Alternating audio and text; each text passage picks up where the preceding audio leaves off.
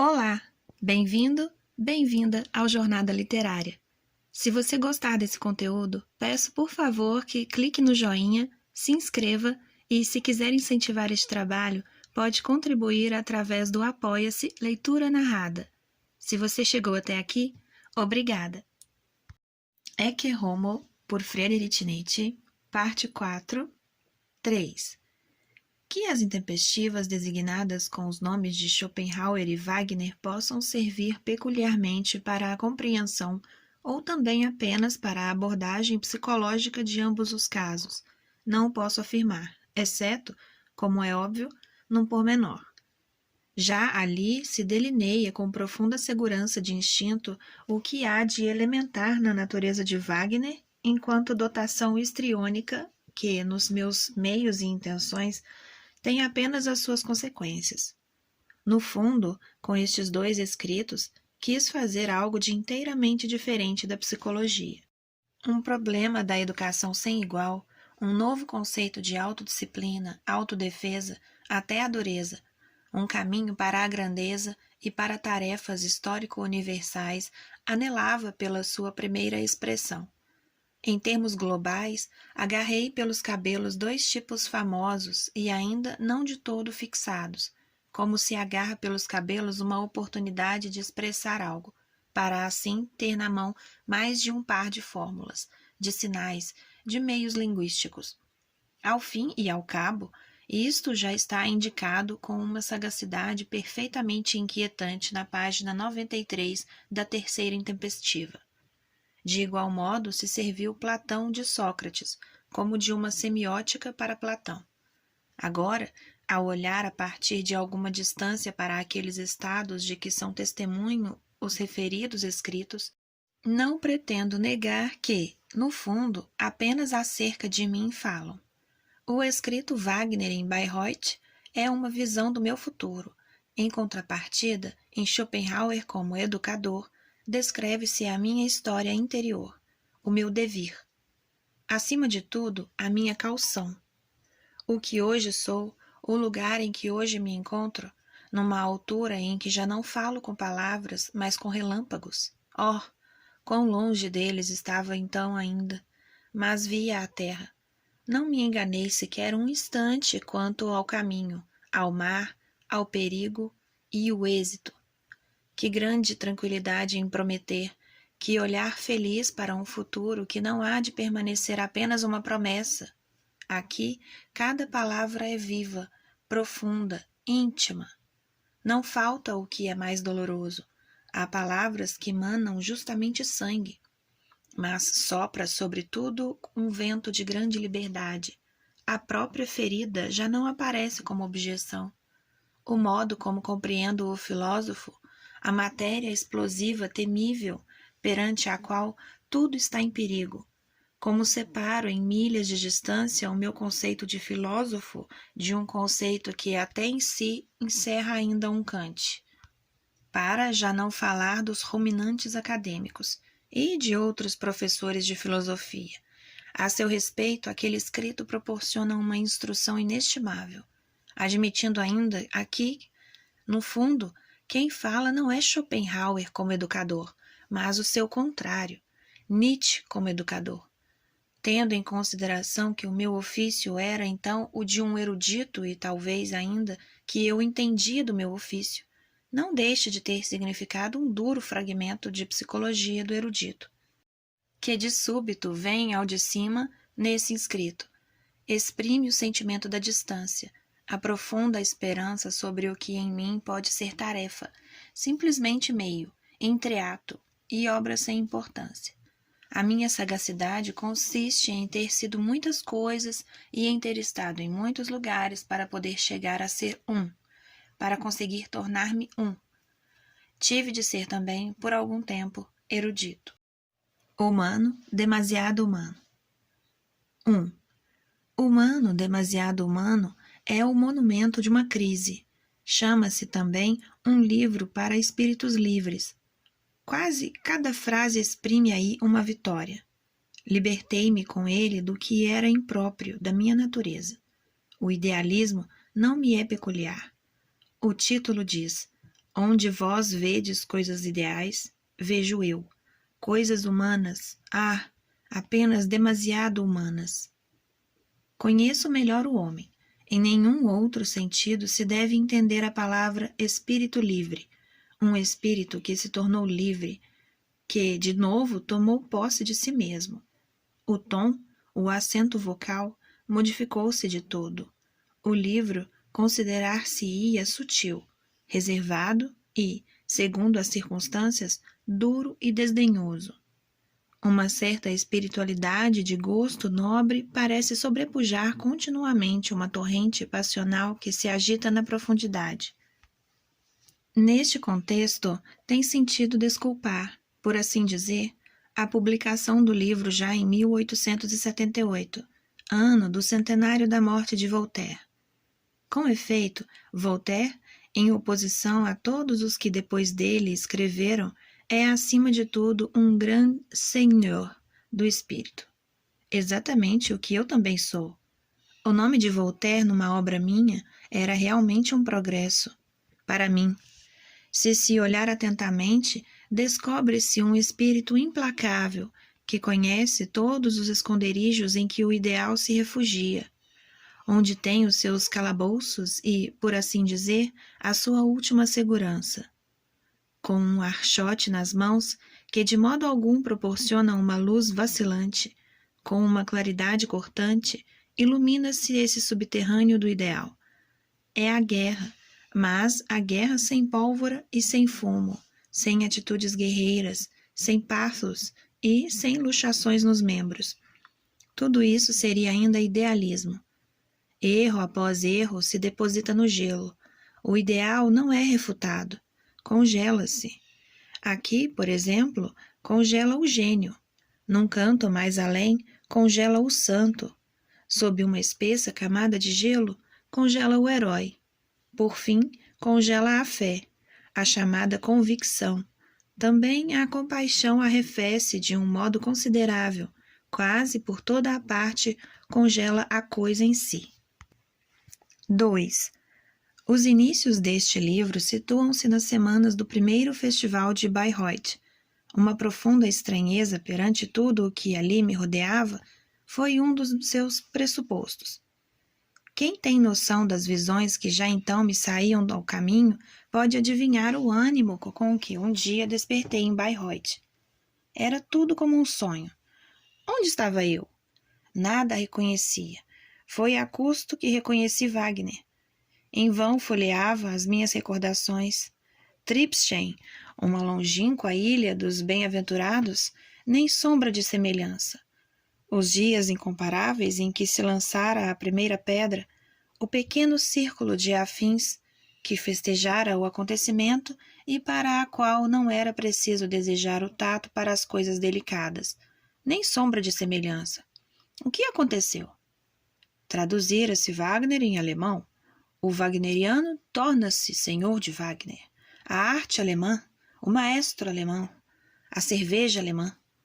Nós, os que sabíamos demasiado bem que os artistas refinados, que cosmopolitismo do gosto exige a arte de Wagner, estávamos fora de nós, ao reencontrarmos Wagner vestido de virtudes alemãs. Conheço, creio eu, o wagneriano. Convivi com 3 gerações, desde o saudoso Brendel, que confundia Wagner com Egeu, até aos idealistas do jornal de Bayreuth, que confundiam Wagner com eles próprios. Ouvi toda a espécie de profissões de fé de belas almas sobre Wagner. Um reino por uma palavra sensata. Na verdade, gente de pôr os cabelos em pé. Nenhum aborto ali falta, nem sequer o antissemita.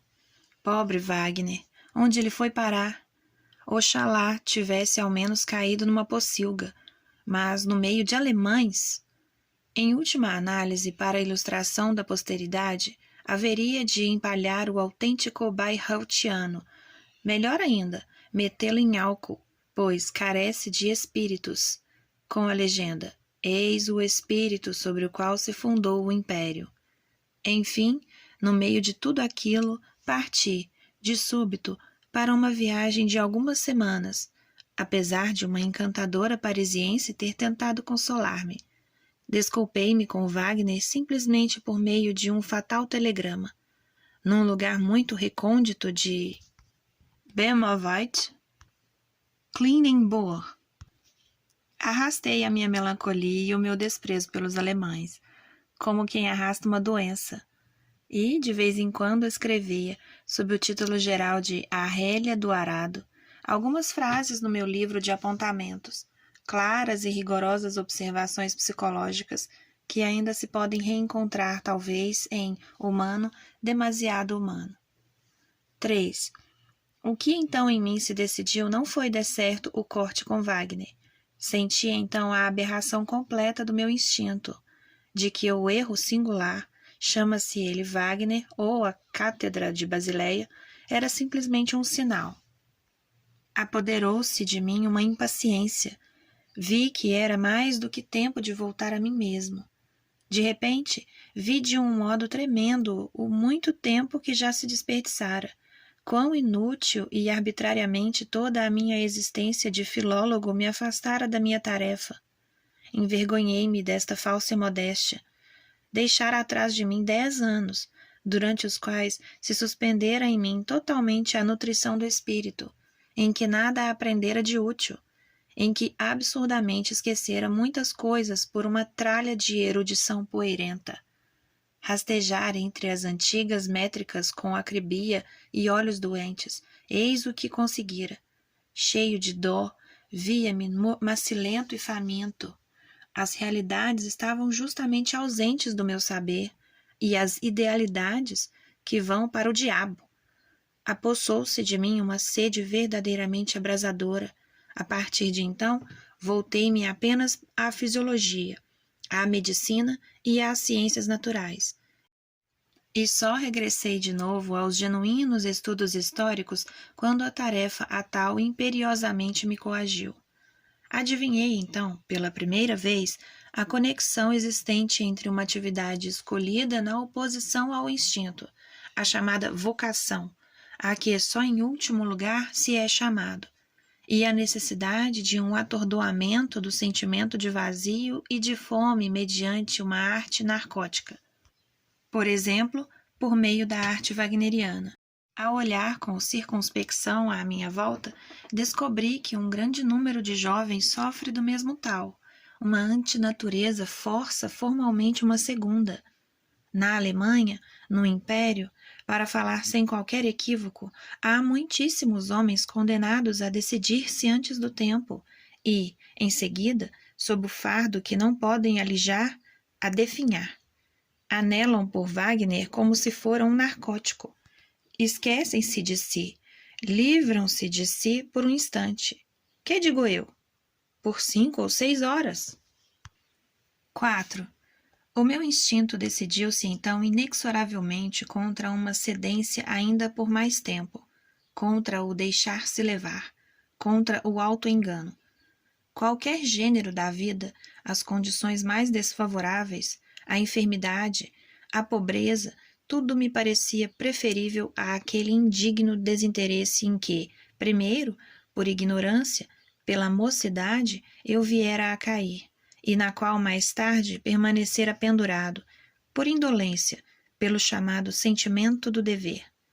Veio em minha ajuda, de um modo que não posso assaz admirar, e justamente no momento exato, aquela grave herança por parte de meu pai no fundo, uma predeterminação para uma morte prematura. A doença desprendeu-me pouco a pouco, poupou-me toda a rotura, todo o passo violento e escandaloso. Não perdi então a benevolência, foi-me até dispensada ainda muita. A doença proporcionou-me igualmente o direito de uma inversão completa de todos os meus hábitos. Permitiu-me, ordenou-me que esquecesse. Deu-me de presente a coação a estar reclinado, ao ócio, à espera e à paciência. Mas isto é o que significa justamente pensar. Bastaram-me os olhos para pôr fim a toda a bibliomania, em alemão, filologia. Libertei-me do livro. Durante anos, nada mais li. o maior benefício de que alguma vez a mim dei provas. Aquele eu ínfimo, por assim dizer, enterrado, por assim dizer, reduzido ao silêncio, em virtude de ter de ouvir permanentemente os outros. Abre parênteses. Eis o que significa ler. Fecha parênteses. Despertou lenta, tímida e vacilantemente, mas, por fim, reencontrou o uso da palavra. Nunca em mim deparei com tanta felicidade como nos períodos mais enfermos e dolorosos da minha vida. Basta apenas consultar a aurora, ou, por exemplo, o vindante e a sua sombra, para compreender o que foi este retorno a mim, uma forma superior de cura. A outra seguiu-se simplesmente desta. 5.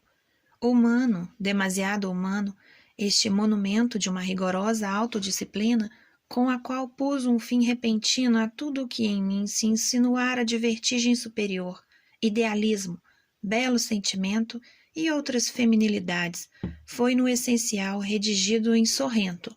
No fundo, o livro deve-se ao Sr. Peter Gast, que então estudava na Universidade de Basileia e me era muito afeiçoado. Eu ditava, com a cabeça ligada e cheia de dores, ele escrevia, e também corrigia. Foi ele, no fundo, o autêntico escritor, ao passo que eu fui simplesmente o autor. Quando, por fim, o livro já pronto me chegou às mãos, à profunda admiração de alguém gravemente doente, mandei, entre outros, também 2 exemplares para Bayreuth. Por um milagroso acaso, chegou-me simultaneamente um belo exemplar do texto de Parsifal, com uma dedicatória de Wagner. Ao seu fiel amigo Friedrich Nietzsche, Richard Wagner, conselheiro eclesiástico. O cruzamento dos 2 livros foi para mim como se ouvisse um som agourento. Não tiniu como se espadas se tivessem cruzado? De qualquer modo, ambos sentimos assim. Ambos nos calamos, pois. Na altura, apareceram as primeiras folhas de Bayreuth. Compreendi, então, que chegara ao grande momento. Incrível! Wagner tornara-se beato. O livro inteiro, mas, sobretudo, uma passagem muito explícita, atesta como eu, então, pensava acerca de mim, com que segurança prodigiosa aderia à minha tarefa e ao que nela há de histórico mundial. Só que, com aquela astúcia em mim instintiva, evitei aqui de novo a palavrinha eu, e, desta vez, para fazer irradiar com uma glória universal, não Schopenhauer ou Wagner, mas um dos meus amigos, o excelente Dr. Paul Ré. Felizmente, um animal demasiado perspicaz para que outros foram menos sagazes. Perdi as esperanças quanto a aqueles leitores meus, por exemplo, o típico professor alemão, que pensava a partir de tal passagem haver de compreender todo o livro como realismo superior. Na verdade, continha ele um desacordo com 5 ou 6 proposições de meu amigo. Pode, a este respeito, ler-se o prefácio à Genealogia da Moral. A passagem reza assim: qual é, então, o princípio a que chegou um dos mais ousados e frios pensadores, o autor do livro sobre a origem dos sentimentos morais? Graças à sua análise incisiva e cortante da ação humana? O homem moral não está mais perto do mundo inteligível do que o homem físico. Com efeito, não há mundo inteligível. Esta proposição, dura e cortante sob a forja do conhecimento histórico, poderá porventura alguma vez, em qualquer futuro, 1890, servir de machado, que se ponha na raiz da necessidade metafísica da humanidade, para benefício ou para maldição da humanidade. Quem saberá dizer? Em todo caso, porém, é uma proposição de consequências muito consideráveis, ao mesmo tempo fecunda e temível, a que não falta aquele duplo olhar para o mundo que todos os grandes conhecimentos possuem. Aurora. Reflexões sobre a moral enquanto preconceito. 1. Com este livro, inicia-se a minha campanha contra a moral. Não que tenha em si o menor cheiro a pólvora. captar-se-ão nele outros odores inteiramente diversos e muito mais agradáveis, na suposição de que se tenha alguma finura nas narinas. Nem artilharia pesada, nem também fogo de espingarda. Se o efeito do livro é negativo, não o são os seus meios. Meios estes de que se segue o efeito como uma conclusão, não como um tiro de canhão. Que alguém se despeça do livro com uma tímida desconfiança perante tudo o que até agora se venerava, e inclusive se adorava, sob o nome de moral, não está em contradição com o fato de, em todo o livro, não ocorrer sequer uma palavra negativa, um ataque, uma maldade. Pelo contrário, está deitado ao sol, rotundo, feliz, semelhante a um animal marinho que se expõe ao sol entre os rochedos. Ao fim e ao cabo, eu próprio sou esse animal marinho. Quase todas as frases do livro foram pensadas, pescadas naquela confusão de rochas perto de Gênova, onde vivia sozinho e só com o mar tinha confidências. Ainda hoje, num casual contato com o livro, quase todas as frases se tornam para mim uma ponta com que puxo de novo das profundidades algo de incomparável. Toda a sua pele vibra dos frêmitos delicados da recordação. Não é pequena a arte que tal livro apresenta de tornar um pouco mais fixas as coisas que deslizam com leveza e sem ruído, instantes a que chamo lagartos divinos. Não dê certo com a crueldade daquele jovem deus grego que simplesmente comia a pobre lagartixa, mas sempre, apesar de tudo, com algo de pontiagudo, com a pena. Há tantas auroras que ainda não despontaram. Esta inscrição indiana encontra-se na portada do meu livro, onde busca o seu autor essa nova alvorada, essa vermelhidão delicada até agora ainda não descoberta, com que começa um novo dia. Ah, uma série inteira, um mundo completo de novos dias? Numa transmutação de todos os valores, na libertação de todos os valores morais, no dizer sim a e na confiança em tudo o que até agora foi proibido, desprezado e anatemizado. Este livro afirmativo difunde a sua luz, o seu amor, a sua ternura por todas as coisas simplesmente más, retribui-lhes a alma, a boa consciência, o elevado direito e a prerrogativa da existência. A moral não é atacada, deixa apenas de ser tomada em consideração. Este livro termina com um ou, e é o único livro que termina com um ou. 2. A minha tarefa de preparar à humanidade um instante da mais elevada autorreflexão, um grande meio-dia em que ela possa olhar para trás e para muito além de si, em que se subtraia à dominação do acaso e de sacerdotes, e em que ponha pela primeira vez como totalidade a questão do por quê, do para quê. Semelhante tarefa segue-se necessariamente do discernimento de que a humanidade não está no seu reto caminho, de que não é regida pela divindade, de que, pelo contrário, sob os seus mais santos conceitos de valor, imperou sedutoramente o instinto da negação, da perversão, o instinto da decadência. A questão da origem dos valores morais é, portanto, para mim uma questão de primeira importância, porque condiciona o futuro da humanidade.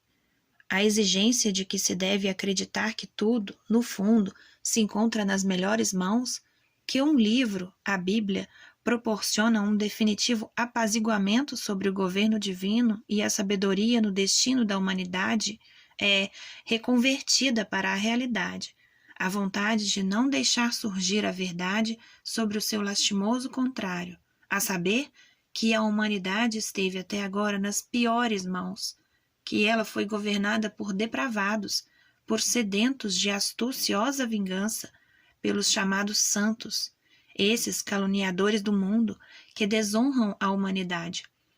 O sinal decisivo em que se torna manifesto que o sacerdote, abre parênteses, incluindo os sacerdotes disfarçados, os filósofos, fecha parênteses, se tornou senhor não só no interior de uma determinada comunidade religiosa, mas, em geral, que a moral de Décadence, a vontade do fim, se impõe como moral em si.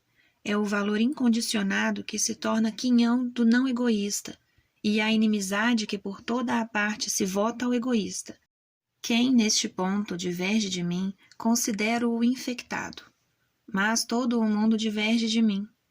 Para um fisiólogo, semelhante antagonismo de valores não levanta dúvida alguma.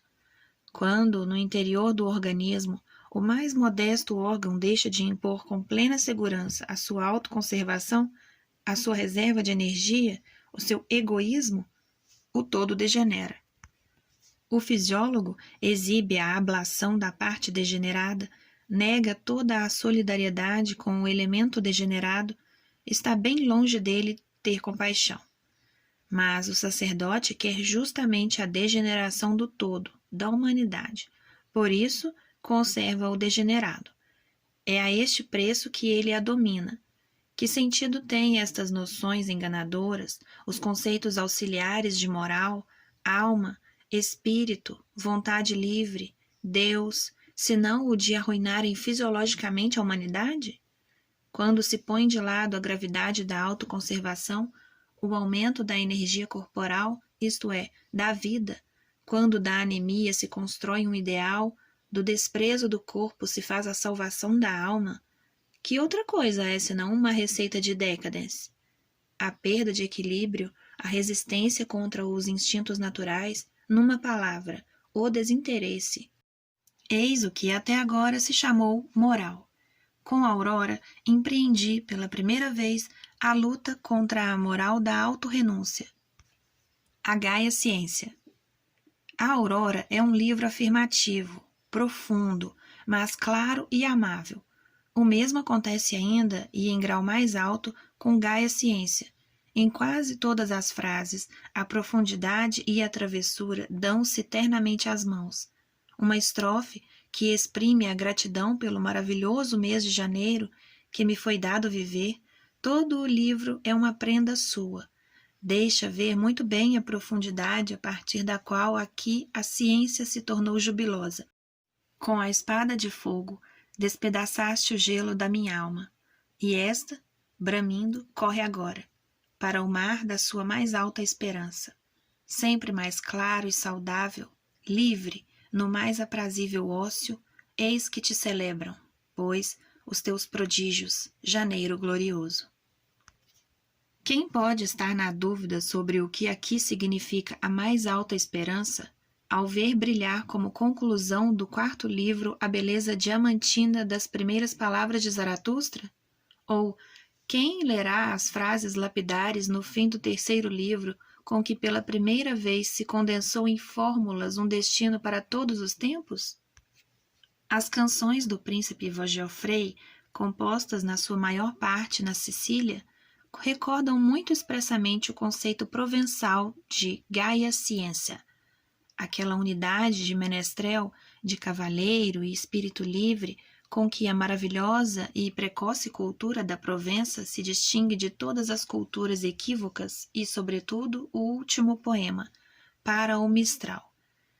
Uma endiabrada canção de dança na qual, com a devida vênia, se dança muito para além da moral, é um acabado provincialismo. Assim falou Zaratustra, um livro para todos e para ninguém. 1.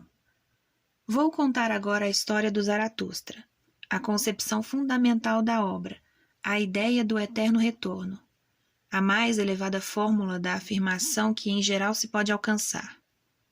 Situa-se no mês de agosto do ano de 1881.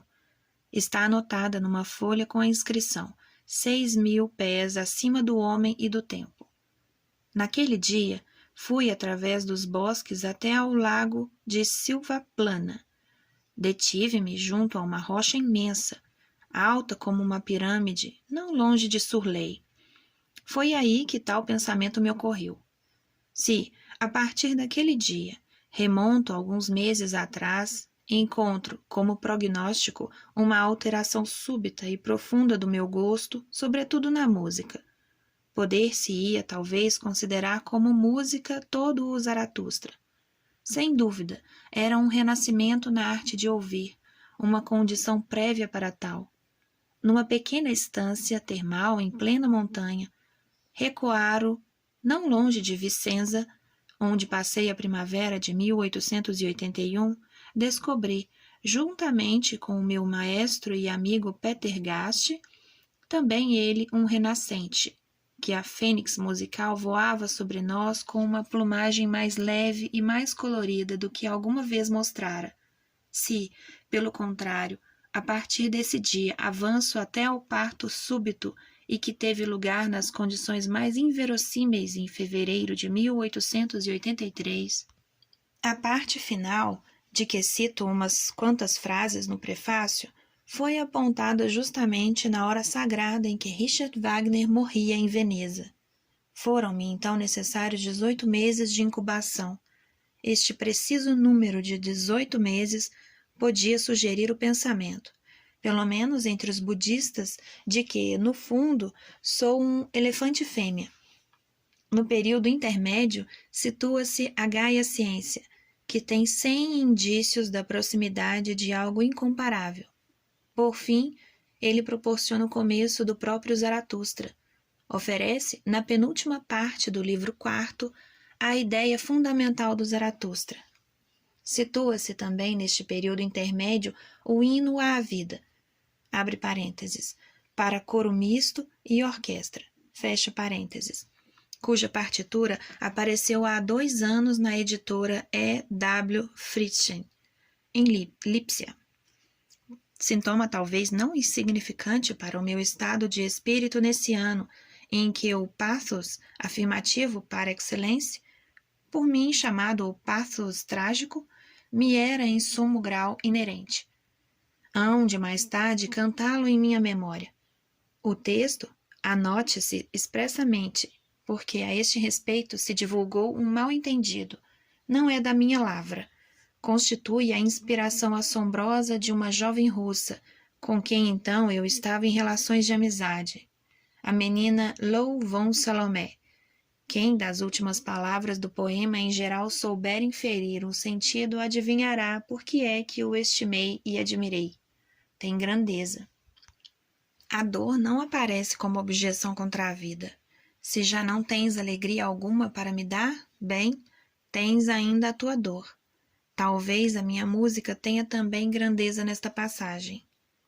Passei o inverno seguinte na baía agradavelmente calma de Rapalho, perto de Gênova, que se incrusta entre Chivari e o Cabo de Portofino. A minha saúde não era a melhor.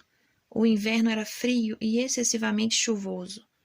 Um pequeno albergue, situado muito perto do mar, de tal modo que a preamar me impossibilitava o sono durante a noite. Proporcionava-me quase em tudo o contrário do que era de desejar. Apesar de tudo, e quase como demonstração da minha máxima de que tudo o que é decisivo acontece apesar de, foi nesse inverno e nessa inclemência das condições que surgiu o meu Zaratustra. Subia eu pela manhã, em direção ao sul, a admirável estrada de Zoagli, pela orla do Pinheiral, e o mar espraiava-se diante de mim até perder de vista. De tarde, apenas se a saúde me permitisse, contornava toda a baía desde Santa Marguerita até ao Portofino. Este lugar e esta paisagem tocam ainda mais de perto o meu coração em virtude do grande amor que o inesquecível imperador alemão Frederico III lhes votara.